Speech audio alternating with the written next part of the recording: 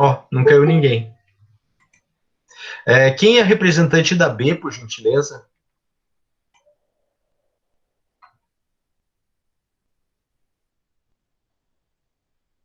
Eu acho que ainda não foi decidido, professor. Tá. A gente tá meio que sem, por causa que era streaming, ela saiu. Ah, beleza. Beleza. Então, bom, a princípio,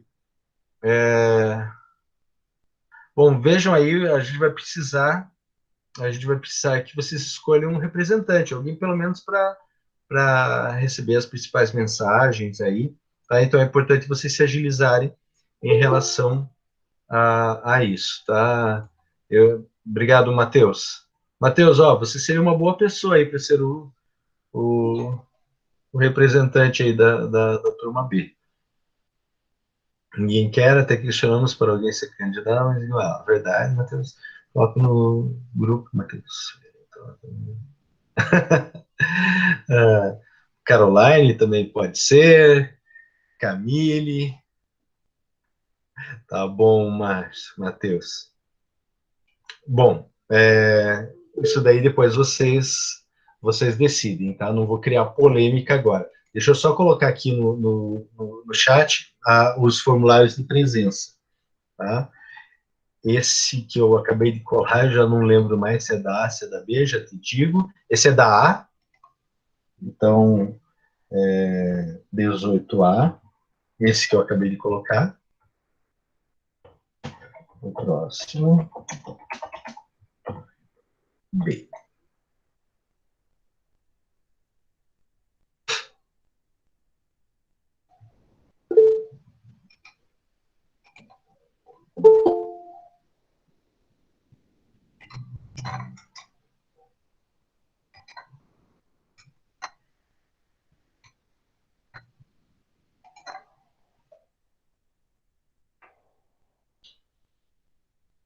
Então, beleza. Caso alguém entre depois eu repito os links, tá? Pessoal, o nosso conteúdo de hoje é bem tranquilo, só dois recadinhos antes da gente começar. O primeiro, amanhã não tem aula, tá? Amanhã é feriado, tá previsto no calendário, então amanhã vocês podem dormir à tarde, né? E quinta-feira volta normal as aulas, com o horário que está lá já programado, tá? Esse sábado eu vou postar um conteúdo referente a um complemento desse que eu vou passar hoje, né, que o dia 24 de abril, então, é um sábado letivo para minha disciplina, tá? Então, vai ter lá um conteúdozinho a respeito disso, tá? Mais voltado para algumas atividades de vestibular e de Enem, tá? Pessoal, então eu estava falando com vocês na última aula a respeito do final da Primeira Guerra Mundial. Então termina a Primeira Guerra Mundial, os Estados Unidos saem como um grande vencedor, Estados Unidos tem uma grande vantagem, né, porque a guerra não aconteceu no seu território, né, então diferente dos países europeus que, por mais que venceram a guerra, como é o caso da França, da Inglaterra, saíram muito prejudicados, né, com a sua agricultura prejudicada, com a sua indústria prejudicada, enfim, várias áreas ali perderam muita mão de obra, né? Muitas pessoas morreram ou diretamente ou indiretamente do conflito.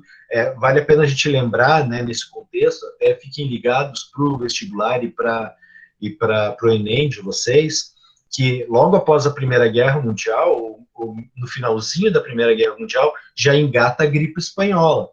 Então, a Primeira Guerra matou ali cerca de 8 milhões de pessoas, a gripe espanhola 22 milhões de pessoas, né? Então é um impacto muito grande, né? E lógico que isso estou falando do mundo todo, né? Mas a maior concentração foi ali na Europa.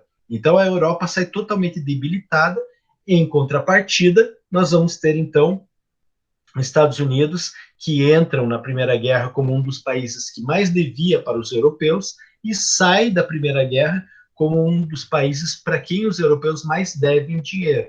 Então, os Estados Unidos meio que lidera esse processo de reconstrução da Europa, com empréstimo de dinheiro, com fornecimento de equipamento, fornecimento de produtos, fornecimento que eu digo assim, não é doação, tá? vendendo as coisas para o pessoal. Então, a gente entra nos anos 20, tá? Num período de grande euforia econômica nos Estados Unidos, tá? Aumenta a produtividade. Então, imagine a seguinte cena: você é um fazendeiro lá do interior dos Estados Unidos, tá? Lá do Kentucky, tá? Você tem uma fazendinha que você planta milho, sei lá, tá? Você planta milho, e você plantava e você produzia milho e vendia ali para a tua vizinhança, né? Bastante gente, né? Estados Unidos bem povoado, tudo mais, mas ali você é pequeno. De repente, acaba a Primeira Guerra Mundial, você começa a receber encomendas para você vender para fora do país, para você abastecer o mercado francês, inglês, alemão, espanhol, né? E aí você tem aquela fazendinha pequena, qual a primeira ação que você vai fazer? Né? Primeira coisa que você precisa, eu preciso produzir mais. Como que se produz mais numa fazenda? Né? Você vai precisar chamar mais pessoas para trabalharem na terra. Só isso? Não. Você vai comprar suprimentos, você vai comprar maquinário. Né? Então, lembrar que essa época, década de 20, né, então essas máquinas começam a sair, toda a tecnologia que foi produzida para a guerra, ela sai do mercado bélico, do mercado da guerra, e vai para as prateleiras. Então, aqueles equipamentos, carros, tudo são transformados em equipamentos para serem usados no dia a dia. São equipamentos para serem usados na indústria, no comércio, na agricultura. Então, os tratores começam a ser aperfeiçoados, né? Alguns são melhorados, alguns são criadas máquinas novas. Então, suplementos agrícolas, né? Toda essa parte química, né? Que para melhorar a produção na terra, né? Se aproveita conhecimentos que foram obtidos no contexto da Primeira Guerra e começa agora a ser obtido, né, ser colocado, né, à disposição dos civis. Né? Então, muitas coisas saem, então, desse contexto de guerra. Tá? E aí você começa a aumentar a tua produção e a vender adoidado, vender muito, porque você tinha que abastecer tanto ali a tua cidadezinha, o teu estado, quanto outros países. Tá? Emprega muitas pessoas. Se antes você tinha 100 funcionários, agora você já tem 200, no ano seguinte você vai ter 500, né? Então, nesse clima de euforia, todo mundo trabalhando, o índice de desemprego nos Estados Unidos cai próximo a zero, né? Então, você tem um pleno emprego nos Estados Unidos, né? Você vai ter grandes empresas se fortalecendo cada vez mais, né? Formando os conglomerados, as trusts, os cartéis, os holdings, que é aquilo que a gente chama de capital monopolista, né? Ou seja, grandes empresas elas começam a engolir as menores, tá? Porque elas têm condições de atender mercados muito maiores. Então, por exemplo, uma empresa de um automóvel, por exemplo, o que ela faz? Primeiro que ela sufoca as menores. Acho que vocês já viram várias cenas assim de filmes, né, em que acontece a situação, né? O cara tem uma empresinha lá familiar e aí vem um grande conglomerado e se oferece para comprar aquela empresa. Foi o que aconteceu, por exemplo, com a Coca-Cola, né? A Coca-Cola foi inventada por um farmacêutico, né, que vendia um remédio para estômago, né? Aí os empresários viram que aquele remédio começou a ser vendido cada vez mais intensamente, não apenas para quem estava doente, mas como um refrigerante, né? Algo que refrescava, né? E aí começaram a vender aquilo em massa, né? E o Pemberton, né, que inventou a Coca-Cola, inventor da Coca-Cola, vendeu a patente, né? Vendeu o segredo da Coca-Cola, né? E para um grande conglomerado. É dessa época aí que isso acontece. A Coca-Cola é inventada no final do século XIX, aí nessa época dos séculos 10, 20, é que ela é vendida para uma grande empresa e se transforma nisso que nós conhecemos hoje. Né? E isso aconteceu em todas as áreas. Né? Automobilístico, a Ford começa a empregar uma lógica de produção, né, cada vez mais intensa para se vender muito, em grande quantidade, se produzir muito. Né? Então, essa é uma época que você tem uma Europa em declínio, os Estados Unidos em um avanço muito grande, a sociedade norte-americana passa a viver muito bem, né? Passa a ter um padrão de vida muito superior a do que os pais deles tiveram, né? Quem viveu no final do século XIX, perto de quem viveu no início do século XX, é uma mudança muito radical, né? Eu até usei aqui como exemplo uma ilustração da época aqui no slide, né? Então, por exemplo, esses bens de consumo, como geladeira, fogão, eletrodomésticos, né, começam a fazer parte do cotidiano das pessoas. Pensem, até o século XIX, início do século XX, não era algo comum uma pessoa ter geladeira em casa. Era um equipamento extremamente caro, né? Isso eu estou falando dos Estados Unidos, né? Quem dirá Brasil? Brasil isso vai acontecer muito depois, isso é só anos 50, né? Você pode até perguntar, quem tem os avós aí, eles vão falar que a geladeira chegou depois que eles já eram crescidinhos, a televisão, né? Para nós isso acontece um pouco depois, cerca de 20 anos depois, né? No Brasil, mas nos Estados Unidos isso acontece nos anos 20, né? Esse desenvolvimento das casas, né? Vejam que, reparem ali na geladeira, a geladeira está cheia, né? Então isso era típico, era característico da vida do estadunidense, né? Enlatados, vejam ali que o menino segura, né, vários alimentos ali, vários são enlatados. Isso é uma herança, né, da tecnologia de guerra, né, que enlatou os alimentos para serem consumidos pelos soldados no campo de batalha, né? E aí esses alimentos enlatados começaram agora a aparecer nos supermercados, né? Até mesmo atendendo uma outra lógica, né, que é a lógica de que agora as famílias todas trabalham fora, né? O marido, a esposa também, em alguns casos, ainda de uma maneira muito seleta, né, muito discreta ainda, a mulher ainda ela é vista como a dona de casa, né, nessa época. Assista um filme chamado Sorriso da Mona Lisa, quem não assistiu ainda, tá? Fala muito desse debate a respeito do papel da mulher, né, no contexto da história dos Estados Unidos, e que reflete bem a sociedade ocidental, né? Então, os preconceitos que existiam em relação a uma mulher solteira, por exemplo, né, como que ela era vista, né, pelas pessoas, né? Então, é bem interessante, fica a dica desse filme, que é muito legal, é com esqueci o nome dela, Julia Roberts, né? O Sorriso da Mona Lisa, um filme muito bom, muito interessante, que retrata bem esse mundo pós-guerra nos Estados Unidos, tá? E então, diante de toda essa prosperidade dos Estados Unidos, eles têm um estilo de vida, né, de riqueza, né? Para vocês terem uma ideia, o PIB norte-americano, ele na década de 10, 1913, né, ele para a década de 20, ele duplica, né? Ou seja, o produto interno bruto norte-americano, ele tem um salto vertiginoso, né? A valorização do dólar é muito grande, tá? E isso vai implicar numa característica desse período chamado de American Way of Life, o estilo de vida norte-americano. Era um estilo de vida, né, invejado por todos. Vocês vão ver que isso vai se repetir na Segunda Guerra Mundial, né? O American Way of Life volta com novas características, com uma nova roupagem, mas também essa propaganda dos Estados Unidos para o mundo, tá?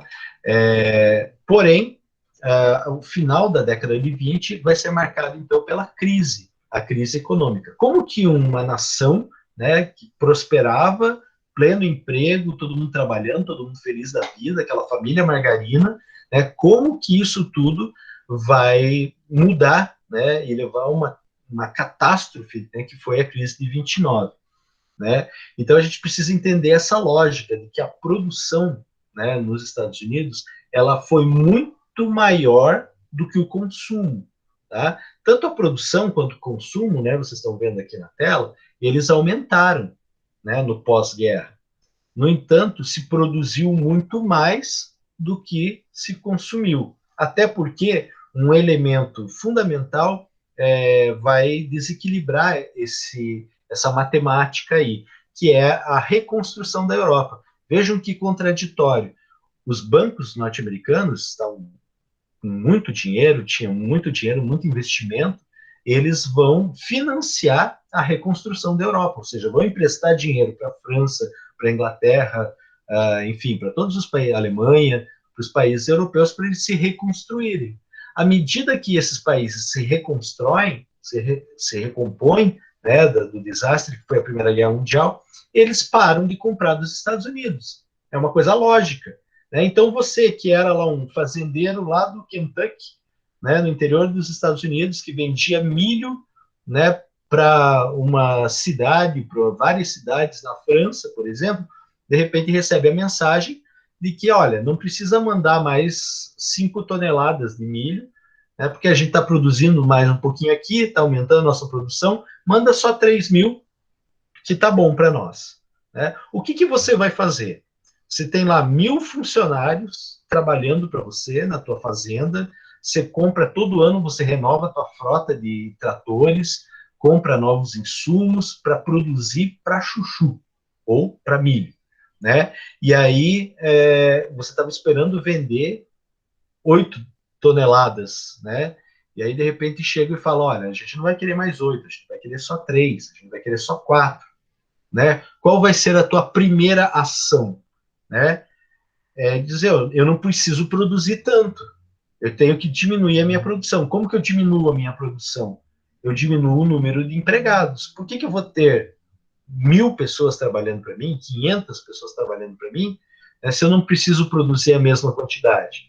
Então começa uma onda de desemprego nos Estados Unidos, tá? Começa uma onda, isso se alastra para todas as áreas, para todos os setores, né, da economia do país, primário, secundário, terciário. Vocês já estudaram isso, né, lá em geografia, né? O setor primário, que é do extrativismo, que é da agricultura, né? Então ele recebe um baque, né? Porque ele vai diminuir, vai ter que diminuir a sua produção.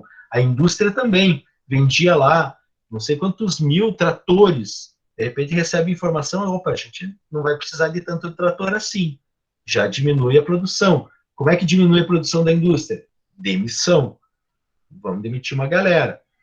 Lá na ponta, nos serviços, nas lojas, nas Casas Bahia, lá dos Estados Unidos, né, os caras compraram um estoque gigantesco de geladeira, né, porque todo ano estava vendendo muita geladeira. Né, mas só que chegou um ponto que todo mundo tinha geladeira.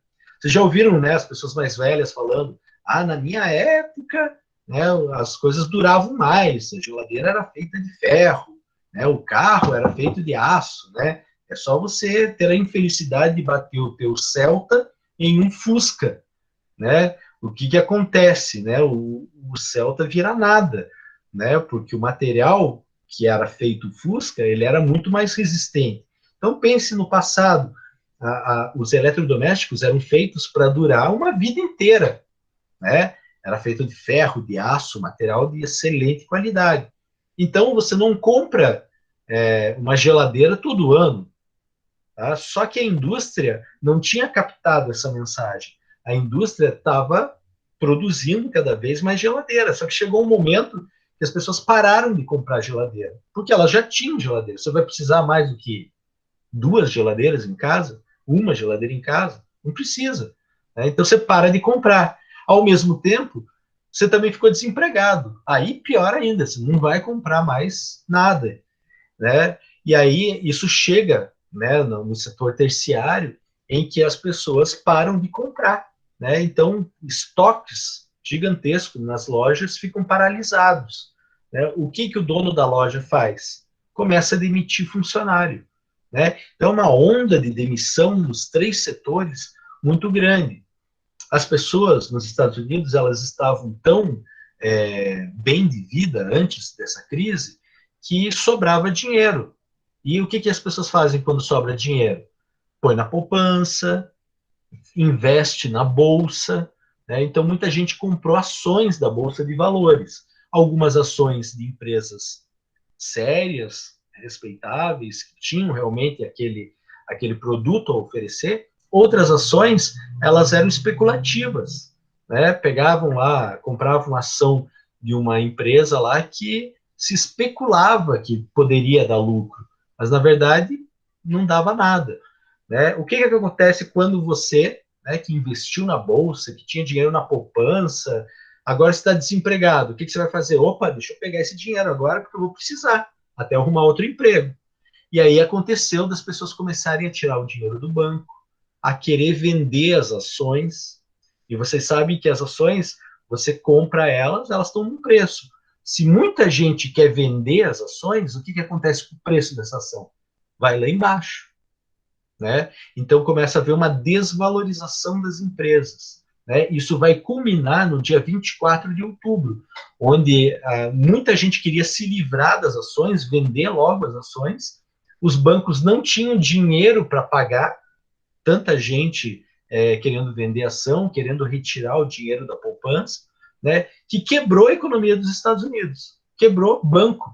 Né? A gente tem um índice de cerca de 4 mil bancos nos Estados Unidos foram à falência. Né? Cerca de 80 a 90 mil empresas fecharam no ano de 1929.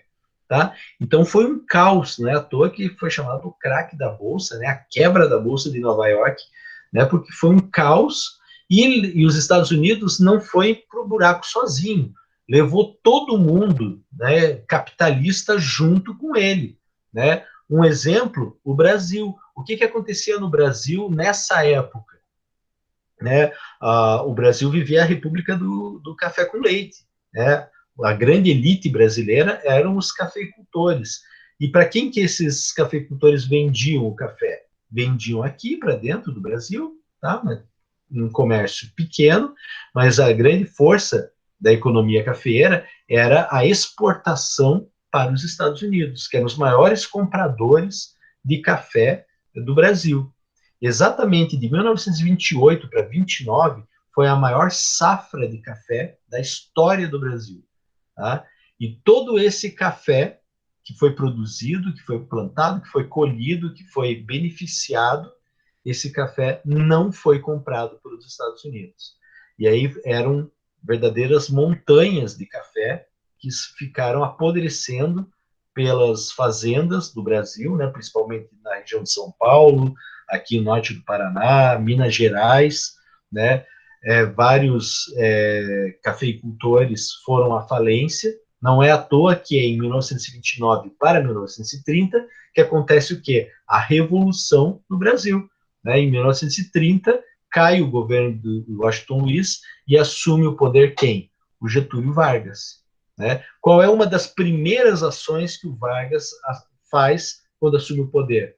É comprar com o dinheiro dos impostos, né, do governo, ele compra esse excedente do café, né, ele compra e manda fazer o quê? Manda tacar fogo em tudo, tá? Então, é um reflexo, né, das consequências dessa quebra da Bolsa. Isso estou falando de Brasil. Agora, pense em todo mundo capitalista indo para o buraco junto com os Estados Unidos. Então, além de desemprego, além de uma inflação altíssima, né, fome, houve muito suicídio, muito empresário, muitos pais de família se mataram nesse contexto, porque não tinham mais como levar dinheiro para casa, não tinham como comprar comida. Não é à toa que esse cartaz aqui, isso aqui é uma foto, né? Então havia esse cartaz de fato, né, falando sobre o alto padrão de vida norte-americano, né? E ali a família Margarina representada, né, num automóvel, né? Papai, mamãe, filhinho, cachorro, né? E aqui do lado escrito: não há nada como o estilo de vida norte-americano. E de fato não havia nada, né? Mas daí a crise fez com que, né, se formasse essas filas de pessoas que não tinham o que comer. Isso aqui era uma fila de sopão, né, de entrega de comida, né, feita por grupos voluntários. Né? Então, a fome, a miséria tomou conta dos Estados Unidos nesse período, e foram mais ou menos cerca de 10 anos para que os Estados Unidos pudessem se recuperar dessa que foi uma das maiores crises econômicas que o mundo capitalista passou. Qual país passou de boas em relação a isso? foi a União Soviética, que não seguia a mesma lógica do capitalismo, né, que tinha a lógica do socialismo. Então, foi o período que o socialismo teve o seu maior crescimento, porque o mundo inteiro via os Estados Unidos fracassado, né, eles estavam caídos, né, com a crise, e a União Soviética cada vez com mais crescimento com o modelo socialista. Tá? Não é à toa que é na década de 20 para a década de 30 que é fundado o Partido Comunista na maior parte dos países do mundo, como é o caso do Brasil, né, que é fundado o Partido Comunista em 1922 aqui no Brasil e ganha força, né, ao longo da década. Tá? Pessoal, acho que está dando o nosso horário, né? É 2h56 agora. Daqui a pouquinho vocês vão ter outra aula, ou é intervalo? Já foi intervalo? Só uma pergunta. Todos conseguiram assinar ali a presença? Alguém não conseguiu, entrou depois? Se alguém entrou depois, me avisa. Não? Então, tá bom. Pessoal, então, hoje eu vou postar esse slide aí para vocês, né, com o conteúdo, mais um conteúdo escrito aí para complemento desse material, e vou passar umas atividades no sábado, dia 24, que é o dia da nossa reposição ali aos sábados, beleza? Então é só esse sábado que vai ter, depois é só no próximo bimestre que a gente vai ter um sábado repositivo, beleza? Pessoal, então tenham uma boa semana, amanhã é feriado, não tem aula, sejam felizes. Turma B, trate de arrumar um representante bem legal, bem bonito, bem bonita, tá? Não esqueçam disso. E até semana que vem. Tchau. Tchau, Tchau, professor. prof. Até semana que vem. Tchau, professor. Tchau, tchau. Até semana que vem.